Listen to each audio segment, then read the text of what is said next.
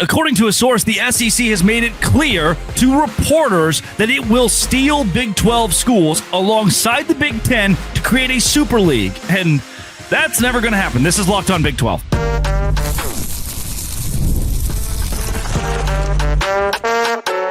You are Locked On Big 12, your daily podcast on the Big 12 Conference. Part of the Locked On Podcast Network, your team every day. Happy Thursday, everybody. Welcome into Locked On Big 12. I'm Drake Toll from America's #1 Big 12 podcast, Locked On Big 12. Thank you for making this show your first listen every single day. Likely your second listen is Spencer McLaughlin of Locked On College Football, where we will start. Please take everything that anyone ever says about realignment and their breaking news and their sources with a grain of salt, and then another grain of salt, and then throw it pretty much out the window if their name is not Ross Dellinger. We'll also talk The Monty Show, saying BYU is having legitimate NIL issues. Is that real, or who do you trust? And then you ever heard that song, Who Do You Trust? It just repeats over and over. I don't know that one off the top of my head. Discrimination is cool now. The whole BYU I trust Ghostbusters. Turns out we've heard that in football as well. The whole, as it was said by Arizona students, F the Mormons. And the Big 12 still hasn't responded. From a national perspective, an analyst like Spencer, is that okay? Should we just grow up and let it happen, or should there be reprimand? Thank you for making these shows, again, your first listen every single day. If you hit subscribe, we get to keep our jobs. Spencer, Monty of The Monty Show says that sources have told him explicitly the Big 12 will assimilate. Multiple schools will assimilate into the SEC and Big Ten as a part of a super league. The ACC is going to do the same thing. A couple of these high-level Group of 5 schools as well. He's been told this by his sources that the NCAA is going away. The SEC and the Big Ten they'll get around everything and all the red tape by starting their own governing body and then adding whatever Big 12 teams they want and creating a super league. Is this? Can we pause? This is just bad, right? Like, can we just preach to everyone in America? Just don't listen to probably anything you ever hear. Well, first of all, we got to work on this watch next graphic down there. We got to make an adjustment there. Secondly, for those on audio, it says "Watch next, Locked On College Football," but it doesn't have the little Spencer McLaughlin thing. No, it says Locked On. It says Locked On Big Ten. But hey, that's neither here nor there. Craig Shaman does a great job, but I don't know that the suggestion that the NCAA is going to go away and that's going to leave a power vacuum for the Big Ten and SEC. That's not new information, right? I mean, it's basically already there. Like in college football, what does the NCAA do? What is it you'd say you would do here? You don't run the playoff. You don't enforce rules consistently. You came down on Michigan, and look, Connor Stallions crossed a line, but there are other lines that have been crossed or rules that have been violated and such. Like the NCAA in college football, they're not divorced, but they're separated. Like you don't look at them and say, "Oh, that's a happy married couple." That's just not what you do. The On3 report that was from a Big 12 staffer that said, effectively, if you're not tampering, you're not doing it right. Yeah, I mean, the old LaDainian Tomlinson, legend of the Big 12, of course. Kind of. Was TCU in the Big 12 at that time? Definitely I don't think so. Not definitely not. But we're going to count it. That's how it works. One of my favorite posts ever was the ACC saying, good luck to Katie Ledecky, who was a historically great swimmer in our conference. It was like, yeah, okay, she never swam a single lap in the pool in the ACC. But so LaDainian Tomlinson, had an old quote about the Patriots: "If you ain't cheating, you ain't trying." And, I remember that one. And this is kind of that, like tampering. Yeah, it sounds bad, horrible, no good.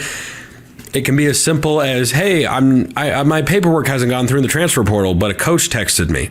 Tampering. Oh, look out. It's all crazy. Anyway, so we're getting away from the point here. The NCAA going away and not having, the ability to reel in the Big Ten and SEC, that isn't new. What would be new is that the Super League, a la Ted Lasso, is just here now. I have not seen this from any national reporter, so this would be a pretty big breaking story here if it happens to be the case. But my first question, Drake, is On the ACC side, I understand where they'd go. You'd look, if you were to take 4 schools out of the ACC and 4 schools out of the Big 12 to form a quote-unquote Super League, you would take Florida State, you would take Miami, you would take Clemson, and you would probably take North Carolina. That would probably be the 4.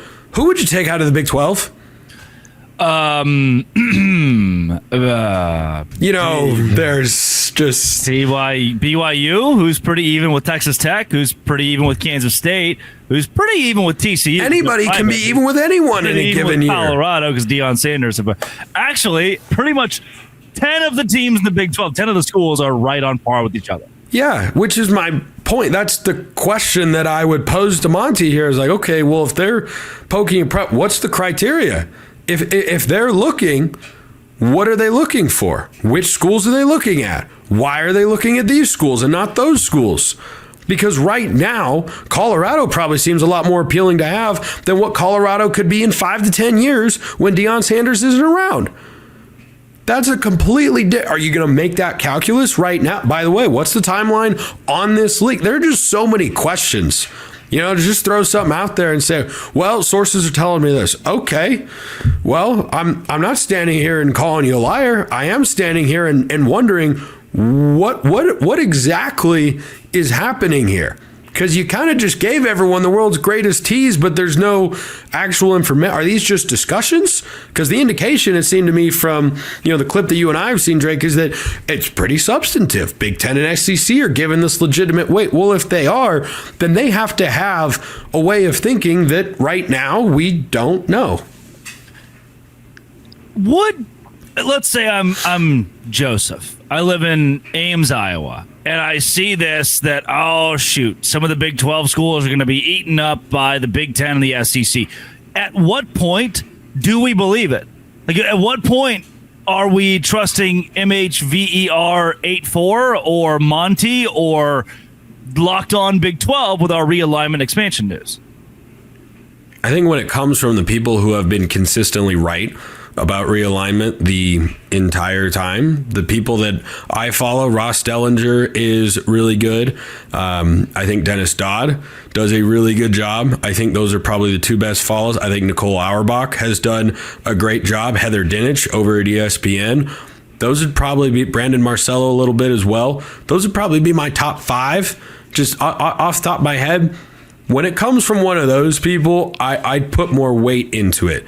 I think it's fair game to speculate about whether they could do that. But it's a different thing to report it and say, no, this is happening here. Well, okay. Heck of a poll if you got it before any of those big name journalists, or maybe they're working on their piece and they're just being incredibly thorough and we're going to hear the same thing in a week. I don't know. But that's a big thing to drop and then just leave so many questions out there. I agree with you, Spencer. I think this is yet another... And we haven't agreed on anything regarding this conference since who's going to play in the Big 12 championship game. And gosh, we were good at that. It went well. I'll eat crow if this is all true and the SEC is on the prowl to take Big 12 schools, but I don't think that there's... But okay, here's the other question I have. Why would the SEC feel any obligation to the Big 12?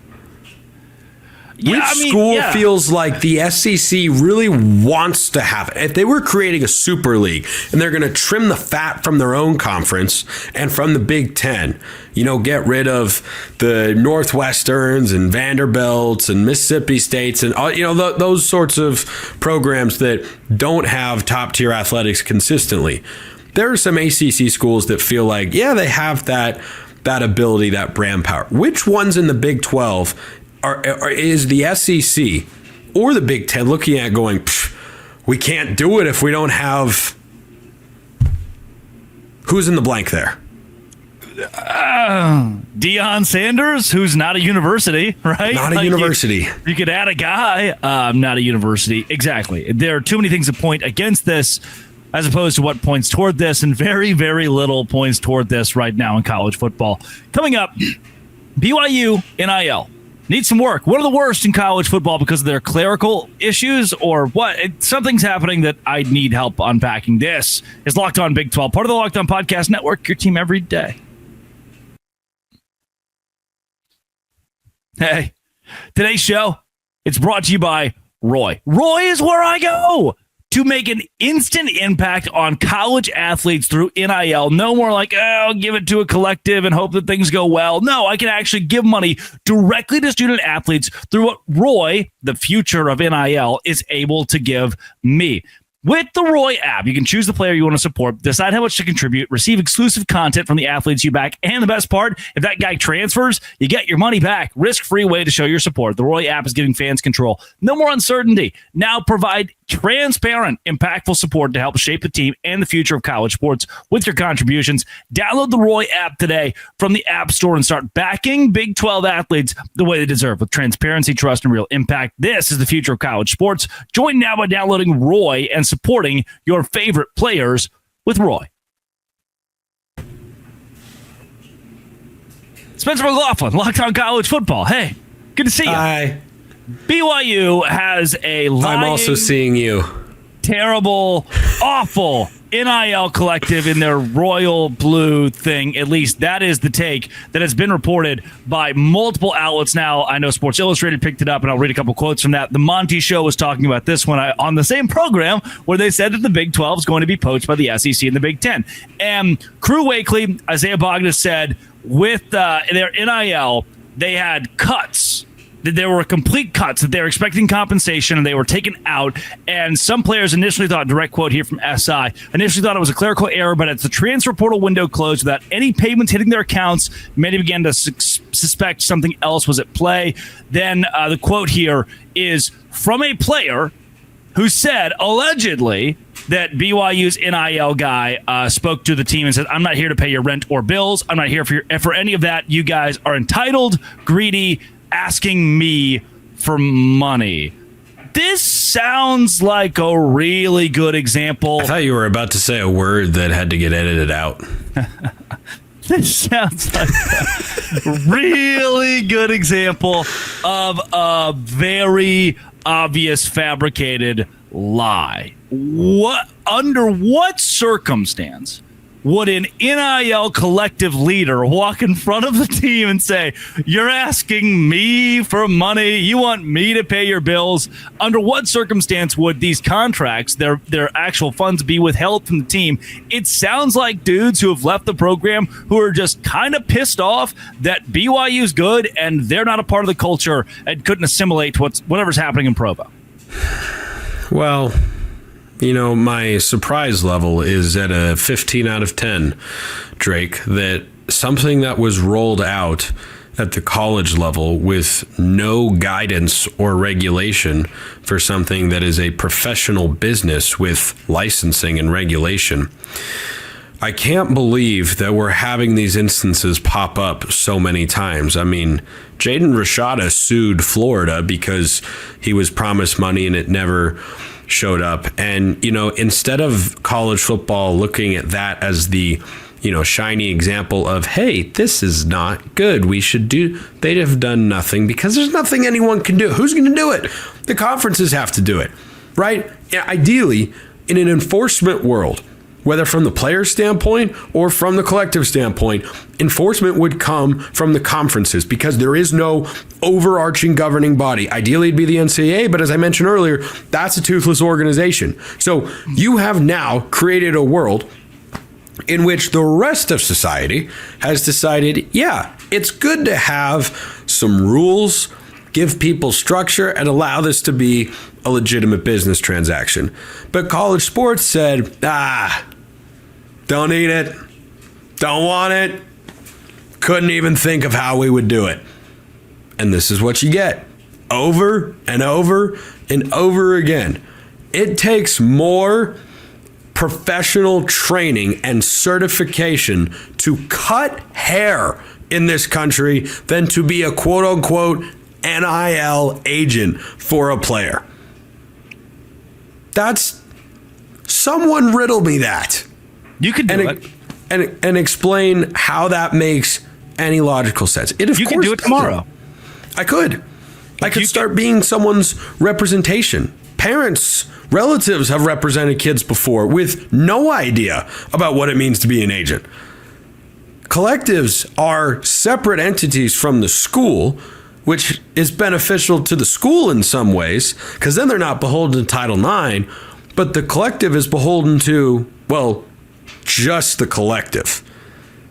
Like this to me just reeks of another example of why this was rolled out, or of how this was rolled out so poorly. Does it so many reek ways. of that, or does it reek of? To me, it reeks of. And there have been BYU players, current players, who have now told like Bro Bible or have tweeted or have said to multiple sources, "Hey, this is wrong. This is incorrect." To me, it's more so these athletes who are no longer a part of the program just trying to take advantage of a system that has no checks and balances. They see that it's a wild, wild west. Why don't I rag on my former school? Why don't I defame the BYU Cougars because I'm ticked off about something that I'm not there anymore? And for what? Another moment in the spotlight? Because there's no way. There's no way. You talked about it earlier. Why would the SEC want Big 12 schools, right?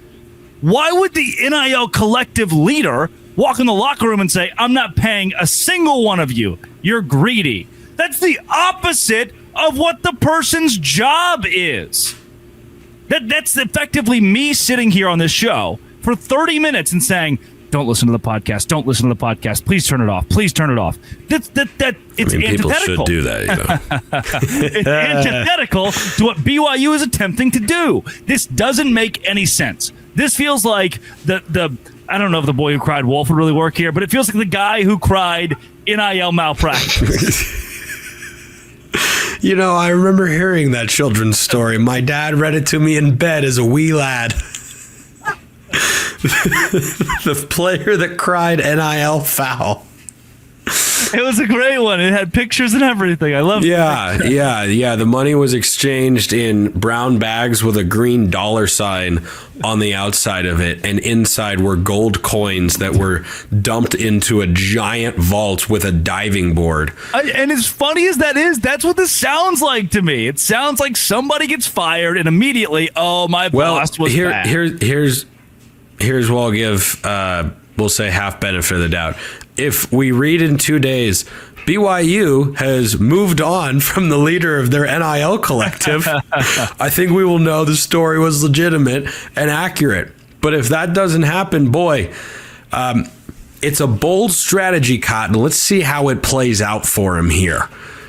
Going as the funding mechanism for a university's athletic department and saying, "I'm not paying you," like, okay.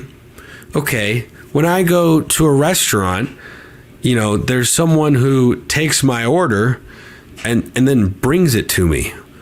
If that person were to then just hold my food and say, "You ordered this?" Yes, I You ordered greedy that. little pig. You want this? Oh, okay. Well, guess what? Screw you, man. Yeah. Throw it all over the restaurant and then just not give it to me. So if this guy gets fired, probably happen. If he doesn't get fired, I'm going to go with, this didn't happen. It is one of the stories of all time. It's one of the stories of doubt all time in recent memory that will go down in infamy for doubt. That's the button that I'm pressing, is the X doubt button. Coming up, discrimination. Gotta talk about it. This is Locked On Big 12, part of the Locked On Podcast Why are you Network. laughing? Your team every day.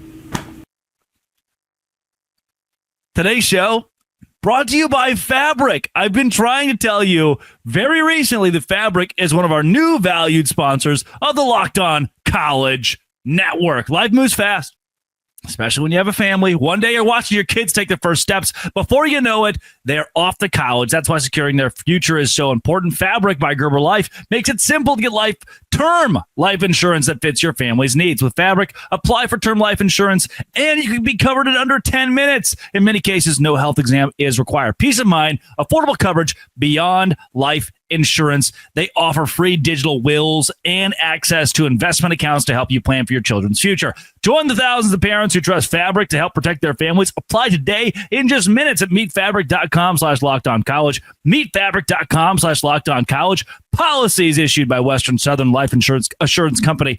Not available in certain states. Prices subject to underwriting and health questions. That is Fabric.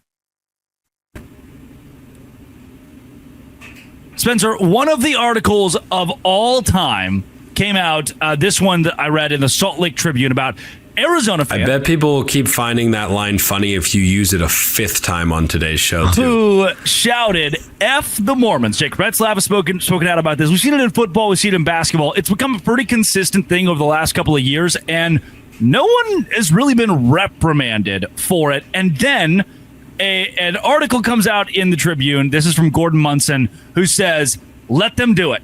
The title says, on second thought, if fans want to chant obscenities at BYU games, let them, because ultimately he makes the point that it kind of grows the Church of Jesus Christ of Latter-day Saints faith. He's written on multiple occasions. It's a bad thing, but what if they just do it and then BYU takes it off the chin and you kind of move on and you've been screaming vulgarities out in the past? At what point, if you're the Big 12 Conference, for you as a national analyst, do you step in and fine a university for this? Well, punishment is difficult. Okay. Because if you want to hold individuals accountable, the individuals that are actually saying the chant, that's really hard to do. Hey, we had your ticket scanned in at the game. Were you a part of the chant that we're looking to suspend people over? Not me. I was on the other side. You like that gets very dicey. Hey, look at this security cam footage. That looks like it was you, Jimmy. No, I don't think so. That's not so. I don't know how you go there, right? Like punishing individuals, not a very easy thing easier to do in the moment, probably, than after the fact. But then if you want to go to the next level as the Big 12 Conference and say, well, we want to hold the school accountable for the actions, who in the athletic department directed them to do this chant? Do we think any administrator would say, hey, guys, go out there and say this? No, it's just college kids going out there and trying to get a rise out of their opponent. And the article you mentioned is interesting. Because can I read another quote from it, please? Yes, yeah, go ahead. Because if that's one extreme of, hey, it's bad, but how do we police it? Here's an extreme that I'm just not sure where it comes from. Munson writes, go ahead and put a potted plant on it then. Put a trophy on it. Don't get offended by or complain about it. Wear it like a badge of honor. Nobody else gets that kind of special treatment. Nobody yells that kind of thing if they aren't threatened by them because they win a lot more than they lose. It's a compliment. Let it be.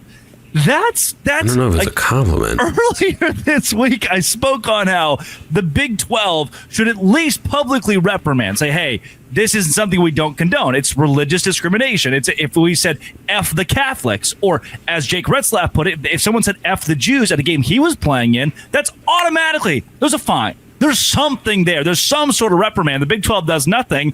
And the fact that the Salt Lake City Tribune, one of the writers was like, you know what? More. Double it. Keep going. Yeah. And man, the difference between, how we're looking at this through a lens of religion versus if this was race, for instance. Mm-hmm. No way that piece gets written. But sure.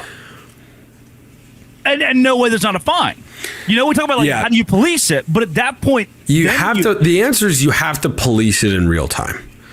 Ooh. It has to be, if you're the Big 12, you can come out and make a statement and whatnot. Okay, but the 68 you can do hold on. You have to go to the school where this happens and say, hey, you need to have the administrators there who can shut that down, that go to the students immediately and say, hey, no, knock it off. We're not doing that. Because like I said, you can't do it after the fact. So anything, if you feel like the Big 12 should do one thing or another thing, you're of course entitled to feel that way. Hey, they need to act. They need to shut this down. What is it the Big 12 is going to do? Are you going to just keep students out of games, not let them go because they could start a chant like that? I mean, this was, this happened at Arizona. I know. Has there been another instance of it? Yeah, Providence in basketball this season, and then in football it was Kansas in their football game. If it's happening at all different sorts of spots, and they clearly are doing it to try to get under your skin, look, if you can sit there and take it and you're okay with it, I'm not a member of the LDS Church, so I'm not going to speak for them here. But if you're able, I understand where that piece is coming from. I do think that it opens the door towards escalation.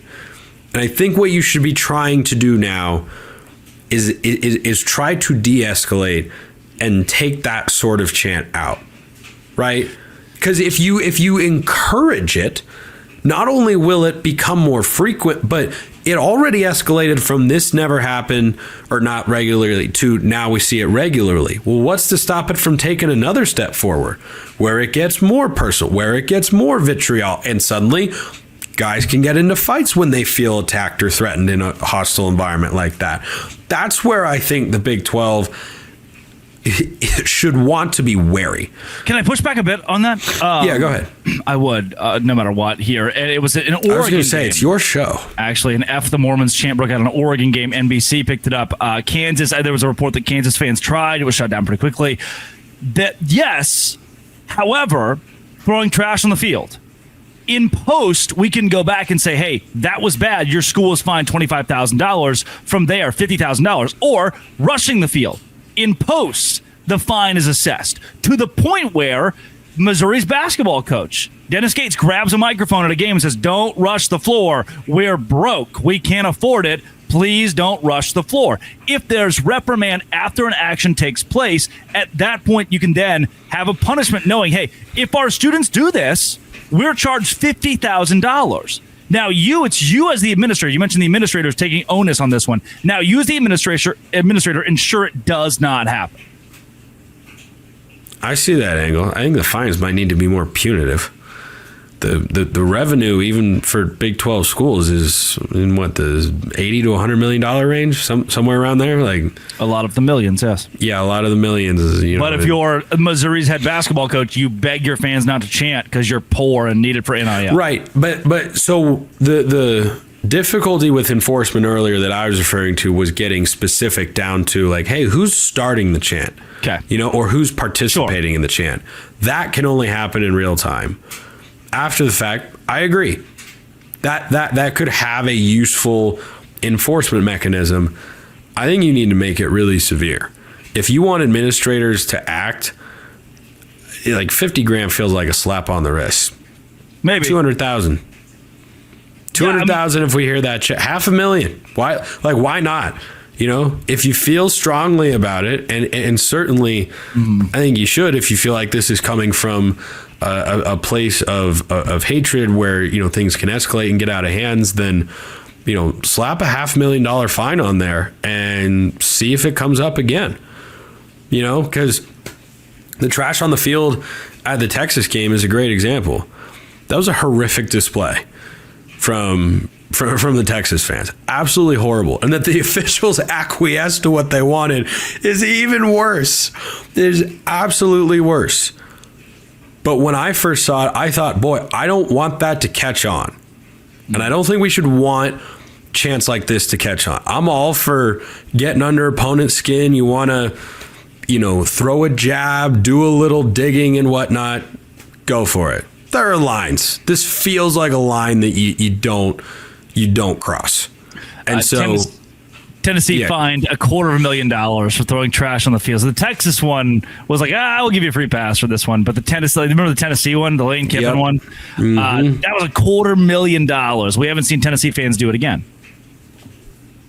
So show you're serious. $500,000. Yeah. No more religious discrimination. Turns out that that's not a good thing. Wild concept, I know. You're telling me this for the first time. What is on your hands, by the way? I've been painting all day. I got bit by a dog earlier. There's paint in my hair. There's paint on my hat. I've been primering, not even painting. You look like a mess. I am a mess. I also dropped a bunch of like bottled Miller Lights on the concrete. They got eaten by sand gnats. My car ran out of the battery went dead. I had to go do the O'Reilly deal, or one of those places, one of the auto parts places. And just find someone and jump your car.